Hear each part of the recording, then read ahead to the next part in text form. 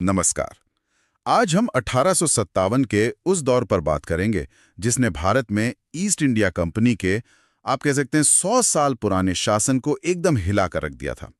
हमारे पास जो जानकारी है वो एनसीईआरटी की किताबों पर आधारित है, जो ये समझने में मदद करती है कि कंपनी को इतने बड़े विद्रोह का सामना आखिर क्यों करना पड़ा। तो चलिए थोड़ा और समझते हैं इसे। ये सिर्फ सिपाहियों का गुस्सा तो नहीं था, मतलब इसकी शुरुआत या वजहें क्या थी? नहीं, बिल्कुल नहीं। देखिए, ये मामला सिर्फ सैनिकों तक सीमित नहीं था। इसकी जड़ें बहुत गहरी थीं। एक तरफ तो शासक वर्ग था, राजा, नवाब, तालुकदार। वो देख रहे थे कि उनकी सत्ता, उनका सम्मान सब धीरे धीरे जा रहा है। उनकी आज़ादी कम हो रही थी, उनकी सेनाएं भंग की जा रही थीं, रेवेन्यू के अधिकार छीने जा रहे थे। हाँ, जैसे हमने पढ़ा है झांसी की रानी लक्ष्मीबाई के बारे में, या नाना साहिब। अरे मान लिया जाए, कंपनी ने मना कर दिया। पेशवा बाजीराव द्वितीय के दत्तक पुत्र नाना साहब की पेंशन बंद कर दी गई। और तो और अवध जैसी बड़ी और पुरानी रियासत पर 1856 में ये कहकर कब्जा कर लिया कि वहां नवाब वाजिद अली शाह ठीक से शासन नहीं कर रहे। अच्छा, कुशासन का बहाना। हाँ, और उधर मुगल बादशाहत को तो पूरी तरह से खत्म करने की तैयारी थी। पहले सिक्कों से बादशाह का नाम हटा दिया, फिर 1856 में गवर्नर जनरल कैनिंग ने ऐलान कर दिया कि बहादुर शाह जफर आखिरी मुगल बादशाह होंगे, उनके बाद कोई बादशाह नहीं कहलाएगा। ये तो सीधा सीधा अपमान था। ये तो हुई शासकों की बात, पर आम लोगों का क्या? किसान या फिर सिपाही जो कंपनी की ही फौज में थे? उनकी भी अपनी शिकायतें थीं। किसान भारी भरकम लगान से परेशान थे। टैक्स वसूली के तरीके बहुत सख्त थे। कर्ज में डूबे किसान अपनी पुश्तैनी जमीनें खो रहे थे।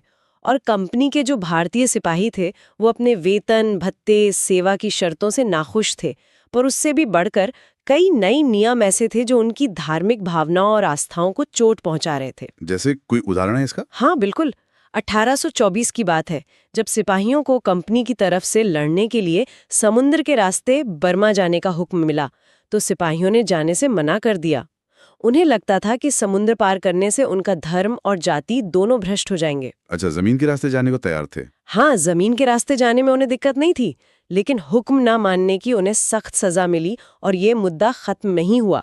बल्कि 1856 में कंपनी ने बाकायदा एक कानून पास कर दिया कि अगर जरूरत पड़ी तो भारतीय सिपाहियों को समुद्र पार जाना ही होगा। तो मतलब ये धार्मिक मामलों में दखलंदाजी का डर पहले से था, और फिर वो चर्बी वाले कारतूस, वो बात सामने आई। हाँ, बिल्कुल। वो जैसे एक चिंगारी बन गई। जनवरी 1857 के आसपास ये अफवाह फैली कि जो नई एनफील्ड राइफलें आई हैं, उनके कारतूसों पर गाय और सूअर की चर्बी का लेप लगा है। और उन कारतूसों को राइफल में डालने से पहले मुंह से काटना पड़ता था। एग्जैक्टली। तो हिंदू और मुसलमान दोनों ही सिपाहियों को लगा कि ये जानबूझकर उनका धर्म भ्रष्ट करने की साजिश है। इसके साथ एक और अफवाह उड़ी कि बाजार में मिलने वाले आटे में गाय और सूअर की हड्डियों का चूरा मिलाया जा रहा है। ओहो। तो ये सब मिलकर मतलब जो पहले से गुस्सा और शक था वो एकदम भड़क गया। लोगों को पक्का यकीन होने लगा कि अंग्रेज उन्हें ईसाई बनाना चाहते हैं और उनका धर्म, उनकी जीवन शैली सब नष्ट करना चाहते हैं। तो ये साफ है कि कारण कई सारे थे, राजनीतिक, आर्थिक, धार्मिक, सैनिक, ये सब मिलकर एक विस्फोटक स्थिति बना रहे थे। अच्छा, तो फिर ये विद्रोह फैला कैसे? मेरठ से दिल्ली और फिर आगे? हाँ, देखिए, शुरुआत में बैरकपुर में मंगल पांडे वाली घटना हुई 29 मार्च 1857 को। उन्हें फांसी दे दी गई। फिर मई में 9 मई को मेरठ में 85 सिपाहियों ने नए कारतूस इस्तेमाल करने से मना कर दिया, तो उन्हें नौकरी से निकालकर सजा दी गई। इसका नतीजा ये हुआ कि अगले ही दिन 10 मई को मेरठ में तैनात बाकी भारतीय सिपाहियों ने बगावत कर दी। वो जेल पर धावा बोलकर अपने साथियों को छुड़ा लाए। अंग्रेज अफसरों को मारा, उनके घर जला दिए, हथियार लूट लिए। और फिर दिल्ली की तरफ चल पड़े? हाँ, रातों रात दिल्ली की ओर कूच कर गए। दिल्ली पहुंचकर उन्होंने वहां तैनात सिपाहियों को भी अपने साथ मिला लिया और सीधे लाल किले पहुंच गए। वहां उन्होंने बहादुर शाह जफर को, जो शायद खुद भी तैयार नहीं थे, अपना नेता बनने के लिए एक तरह से मजबूर कर दिया। पर जफर के नाम से विद्रोह को एक पहचान मिल गई होगी? बिल्कुल। मुल्क के नाम ने विद्रोह को वैधता दी। फिर तो जैसे एक लहर चल पड़ी। कानपुर में नाना साहब ने कमान संभाली। लखनऊ में नवाब वाजिद अली शाह के बेटे बिरजिस कद्र को नवाब घोषित किया गया और उनकी मां बेगम हजरत महल ने नेतृत्व किया। झांसी में रानी लक्ष्मीबाई मैदान में उतरी, बिहार में आरा के जमींदार कुंवर सिंह ने मोर्चा संभाला। यहाँ तक कि अवध के बहुत से तालुकदार और किसान भी अंग्रेजों के खिलाफ उठ खड़े हुए। तो ये सिर्फ एक सैनिक बगावत नहीं रही। नहीं, ये एक व्यापक जन विद्रोह बन गया। विद्रोहियों ने सरकारी दफ्तरों, खजानों पर हमले किए, रिकॉर्ड जलाए, नारे लगे फिरंगियों के खिलाफ।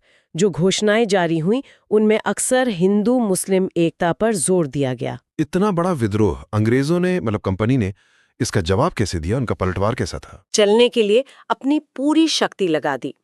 इंग्लैंड से और फौजें मंगवाए गए, नए सख्त कानून बनाए गए ताकि विद्रोहियों पर मुकदमा चलाकर उन्हें जल्दी सजा दी जा सके।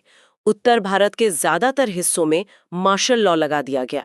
मार्शल लॉ मतलब सैनिक कानून? हाँ, एक तरह से सामान्य कानून निलंबित हो गए और सेना को बहुत ज्यादा अधिकार मिल गए। यहाँ तक कि आम अंग्रेजों को भी अधिकार दे दिया गया कि वो शक के आधार पर किसी भी भारतीय पर मुकदमा चला सकते हैं और सजा दे सकते हैं, मौत की सजा भी। ये तो बहुत ही कठोर था। बिल्कुल।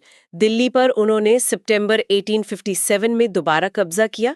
बहादुर शाह जफर पर मुकदमा चलाया गया और उन्हें आजीवन कारावास देकर रंगून बर्मा भेज दिया गया, जहां 1862 में उनकी मौत हो गई। उनके बेटों को उनकी आंखों के सामने गोली मार दी गई। लखनऊ मार्च 1858 में वापस अंग्रेजों के हाथ आया। रानी लक्ष्मीबाई जून 1858 में लड़ते हुए मारी गईं। तांत्या टोपे जैसे नेता जंगलों में छिपकर गुरिल्ला युद्ध चलाते रहे, लेकिन आखिरकार पकड़े गए और 1859 में उन्हें भी फांसी दे दी गई। और आम विद्रोहियों के साथ उनके साथ भी कोई नरमी नहीं बरती गई। हजारों सिपाहियों और आम लोगों को या तो फांसी पर लटका दिया गया तो तोपों से उड़ा दिया गया। ये आतंक फैलाने का एक तरीका था। साथ ही अंग्रेजों ने फूट डालने की कोशिश भी की। जो जमींदार वफादार रहे उन्हें इनाम देने का वादा किया गया। तो 1859 आते आते अंग्रेजों ने दोबारा नियंत्रण हासिल कर लिया। लेकिन क्या इस सब के बाद कुछ बदला? क्या उनकी नीतियों में कोई फर्क आया? हाँ, बहुत बड़े और अहम बदलाव आए। अंग्रेज समझ गए थे कि अब पहले की तरह शासन नहीं चलाया जा सकता। सबसे बड़ा बदलाव तो ये हुआ कि 1858 में ब्रिटिश संसद ने एक कानून पास किया। अच्छा, क्या था वो कानून? उस कानून के जरिए ईस्ट इंडिया कंपनी के शासन को खत्म कर दिया गया और भारत का शासन सीधे ब्रिटिश महारानी यानी क्राउन के हाथों में आ गया। ब्रिटिश सरकार में भारत के मामलों को देखने के लिए एक मंत्री का पद बनाया गया, जिसे secretary of state for India कहा गया। और गवर्नर जनरल का पद? गवर्नर जनरल अब वाइसरॉय कहलाने लगा, जो सीधे रानी का प्रतिनिधि होता था। इसके अलावा भारतीय शासकों को भरोसा दिलाया गया। कहा गया कि भविष्य में उनके इलाकों पर कब्जा नहीं किया जाएगा। उन्हें अपने दत्तक पुत्रों को वारिस बनाने का अधिकार भी वापस मिल गया। बस शर्त ये थी कि वो ब्रिटिश रानी को अपनी सर्वोच्च सत्ता यानी पैरामाउंट पावर मानेंगे। सेना में भी कुछ बदलाव हुआ होंगे? हाँ, सेना में भारतीय सिपाहियों का अनुपात कम कर दिया गया और यूरोपीय सिपाहियों की संख्या बढ़ाई गई। भर्ती का तरीका भी बदला। पहले अवध, बिहार, मध्य भारत से ज्यादा सिपाही आते थे। अब गोरखा, सिख और पठानों को ज्यादा महत्व दिया जाने लगा। एक और महत्वपूर्ण बात हुई। अंग्रेजों को लगा कि विद्रोह में मुसलमानों की भूमिका ज्यादा थी या शायद उन्हें ज्यादा जिम्मेदार माना गया। नतीजा ये हुआ कि उनकी जमीनें और संपत्ति बड़े पैमाने पर जब्त की गईं और उन्हें शक की नजर से देखा जाने लगा। और सामाजिक धार्मिक मामलों में अंग्रेजों ने ये भी तय किया कि वो अब भारत के लोगों के धर्म और सामाजिक रीति रिवाजों का सम्मान करेंगे, उनमें ज्यादा दखल नहीं देंगे। ये नीतियां अगले 90 सालों तक ब्रिटिश राज का आधार बनी रहीं। तो कुल मिलाकर देखें तो 1857 की ये घटना सिर्फ एक दबा दिया गया विद्रोह भर नहीं थी। इसने भारत में ब्रिटिश राज की पूरी दिशा ही बदल दी। बिल्कुल सही। इसने न सिर्फ ईस्ट इंडिया कंपनी के राज का अंत किया, बल्कि भारत में शासन का तरीका, सेना का ढांचा और यहाँ तक कि अंग्रेजों की सोच को भी बदल दिया। और इसने भविष्य के राष्ट्रीय आंदोलन के लिए भी कह सकते हैं एक पृष्ठभूमि तैयार की। हाँ, और ये सोचने वाली बात है कि जिसे अंग्रेजों ने सिपाही विद्रोह या गदर कहा, उसे बहुत से भारतीयों ने बाद में आजादी की पहली लड़ाई के रूप में देखा। बिल्कुल, एक ही घटना, लेकिन उसे देखने और याद करने के नजरिए कितने अलग हैं। और ये यादें, ये व्याख्याएं आज भी हमारे इतिहास की समझ को कहीं न कहीं प्रभावित करती हैं। ये विचार करने लायक बात है।